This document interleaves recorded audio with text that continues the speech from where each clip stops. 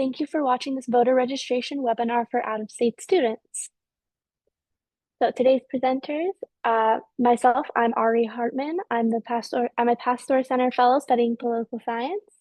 We have Mia, who's a Pasteur Center Fellow as well, studying environmental policy and sociology. And we have Danny, who's with Arizona State Director with VoteRiders. So for today's agenda, we've gone over our welcome. We're going to go over how to register to vote, Arizona voter ID and student ID, important election dates, and some FAQs. Hi, so thank you, Art, for the introduction. I'm Mia, and I'm going to dive into how to register to vote in Arizona. So first, I wanted to share this super helpful resource. This is ASU's TurboVote link, and through TurboVote, you're able to register to vote if you're an in-state student or if you have an Arizona ID, just because there's a required field for an Arizona license number. However, you can also use TurboVote to check your registration, to see what's on the ballot in every election, to find where and how to vote, so like polling sites, and then to view deadlines to register.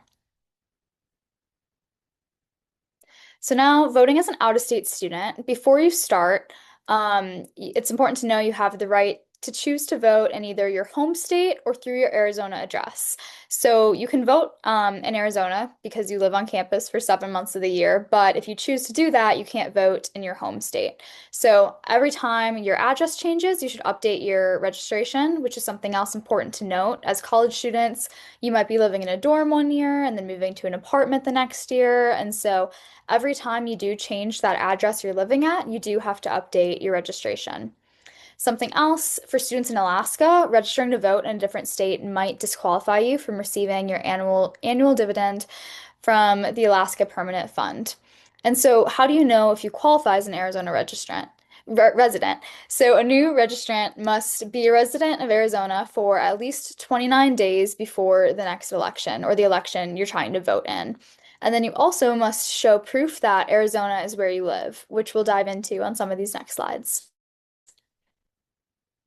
So you have two main options for voting as an out-of-state student. So option A is to get an Arizona driver's license. So you can apply for an Arizona driver's license using your Arizona address, and then you'll use mail that's sent to your Arizona address as proof. And so you need two items from either a business, organization, or government showing that you have an Arizona address that you live at and receive mail at.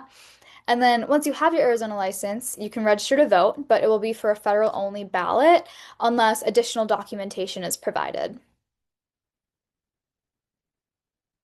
So that's option B. You can use documents instead of a driver's license. So you can still register to vote using proof of citizenship. So that could be a passport, a birth certificate, or a US ID or driver's license. And then in addition to proving your citizenship with the US, you also need to prove Arizona residency. And so, like I mentioned, that could be a bank or credit statement, a utility bill, or any sort of like official government mail, like a tax statement, an election mail, registration card. So to register using these documents, they either have to be mailed in with your voter registration form or submitted in person, and that will be through your county's recorder's office. Or you can use these documents to upgrade a federal only registration form so that rather than voting in only federal elections, you can vote on the whole ballot in state elections and local elections. And so now I'll pass it on to Danny with VoteRiders. Hi, and thanks for joining us today. I am Danny Duarte. I'm with VoteRiders, and we specialize in ID to vote education and assistance. Um, so here in Arizona, it is required to vote in person. You need an ID. If you vote by mail, you don't need an ID to send it in with you. So, when going in person, there is three different ways in which you can provide an ID. So, the first one is one photo ID with the name and address that match your voter registration. So, this is why it's super important to update your registration anytime you move. And so any of these must be unexpired or have no expiration date. So in Arizona driver's license, Arizona ID card, tribal ID, military ID, or any photo ID issued by the US, Arizona, or a local government. Option two is two non-photo IDs. So if you don't have it with you or you don't have one, you can show two non-photo IDs with a name and address that also match your registration. So a few examples on that would be tribal ID, Arizona vehicle registration, insurance card, any other kind of ID by the US, Arizona, or local government, or a bill that is dated within 90 days. So a utility bill, cable, phone, bank, whatever. And then the last option, option three, is a combo. So you can use one photo ID that maybe doesn't have the address or doesn't have the right address. So one example is an Arizona state ID or Arizona student ID. Whether you're at ASU, NAU, U of A, or community college, you can use that, but in combination with one of the non-photo IDs from the category past. So maybe a cable bill or a car insurance card. And if you need an ID, we at VoteRiders can help. So you can either visit our website at voteriders.org/AZ, or you can call or text us on our hotline, 866-432-8683, or you can scan our QR code. We take care of the cost of getting an ID. We also work with Lyft to handle transportation to and from ID issuing offices like the MVD or maybe vital statistics to get a birth certificate or a social security card as underlying documents needed to get an ID. And then I will pass it back to Mia or Ari. So we're going to go into some frequently asked questions. The first one we have is, does registering to vote affect my federal financial aid? And the answer is no. Where you register to vote will not affect federal financial aid such as Pell Grants, Perkins, or Stafford loans, or your dependency status for the FAFSA. However, you still want to check with your university to make sure you don't have other financial aid that may be impacted by being an out-of-state student, as there are specific scholarships that are for out-of-state students. So the next question is, does registering to vote affect my status as a dependent on my parents' taxes? Again, no.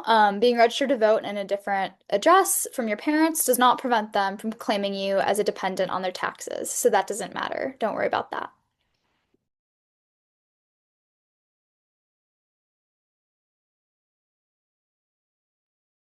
Does registering to vote impact my tuition status?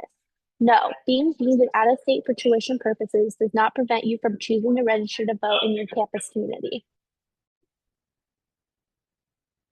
And then finally, will registering to vote in Arizona affect your driver's license or car registration? So, registering to vote does not necessarily affect your driver's license or car registration. However, as a new resident of Arizona, you may be required to make changes to your driver's license or car registration, regardless of whether you register to vote there. And so, if you have any more questions about that or are looking for more information, you can contact the Arizona Motor Vehicle Services. So we wanted to leave you with some important election dates in Arizona in 2026. So first, March 10th, 2026 is the Tempe City Council elections and the elections for PEMA Propositions 418 and 419. On May 19th will be the Tempe City Council runoff election, if that's needed. On July 21st, 2026 will be the statewide primary election. And that's really important to note that that election date actually switched. It was initially in early August, but now it's been moved up a few weeks to July. So make sure to calendar in July 21st as the statewide primary election. And then the statewide general election will be November 3rd, 2026. Also, keep in mind that for local elections, they're mail-in ballot only. And so thank you, Danny and Ari, for presenting today.